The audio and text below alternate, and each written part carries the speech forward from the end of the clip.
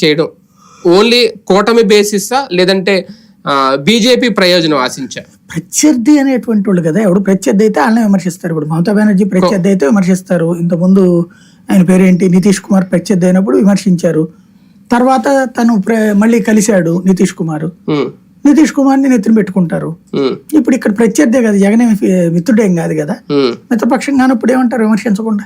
ఇంతకు ముందు కూటమి కట్ట ముందు ఆ స్థాయిలో విమర్శలు చేయలేదే జగన్మోహన్ రెడ్డి గారిని? అవసరమే ఉన్నప్పుడు ఎన్నికలు లేవు కదా, ఎన్నికలు ఉన్నప్పుడే మాట్లాడుకుంటారు కానీ మిగతా అప్పుడు ప్రభుత్వం, రాష్ట్ర ప్రభుత్వం, కేంద్ర ప్రభుత్వం వీళ్ళు విమర్శించలేదు, వాళ్ళు విమర్శించలేదు. అవసరమే ఉంది. అంటే ఇప్పుడు కూటమి కట్టారనో లేదంటే బాబు గారు సపోర్ట్ ఉన్నారనో ఆయన స్టాండ్ ఏం తీసుకోవాల్సి వచ్చిందా? ఎన్నికల కోసం మాత్రమే జరుగుతుంది అది. ఎన్నికలప్పుడు ప్రత్యర్థిగానే చూడాలి కానీ దాంట్లో పాజిటివ్ గా మాట్లాడుకోరు కదా.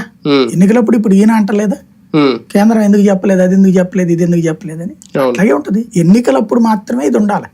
మిగతా టైంలో ముఖ్యమంత్రి ప్రధానమంత్రి అనే రిలేషన్ కంటిన్యూ కావాలి. డబుల్ ఇంజన్ సర్కార్ మొన్న కూడా మాట్లాడారు ఇక్కడ. కూటమిలో ఉన్నప్పుడు, కూటమి కట్టినప్పుడు దాన్ని డబుల్ ఇంజన్ సర్కార్ అని ఎలా అంటాం? ఒకప్పుడు అయితే వాళ్ళ ఉద్దేశంలో డబుల్ ఇంజన్ సర్కార్ అంటే కేంద్రంలోను రాష్ట్రంలోను బీజేపీని గెలిపించండి అనేటు. ఇప్పుడు దాంట్లో కొంచెం మీనింగ్ ని ఎక్స్పాండ్ చేసినట్టున్నారు. అందుకనే ఎన్డీఏ భాగస్వామి పక్షాలు గెలిచిన డబుల్ ఇంజన్ సర్కారే అంటున్నారు. అది చిన్న చేంజ్ చేసుకున్నట్టున్నారు వాళ్ళు. అంటే అప్పుడు దాని నిజంగా డబుల్ ఇంజన్ సర్కార్ అవుతుందా? అది వాళ్ళ దృష్టిలో మార్చామంటున్నారు కదా, అంటే ఇది కూడా మా ప్రభుత్వమే అన్నట్టు చెప్తున్నారు వాళ్ళు.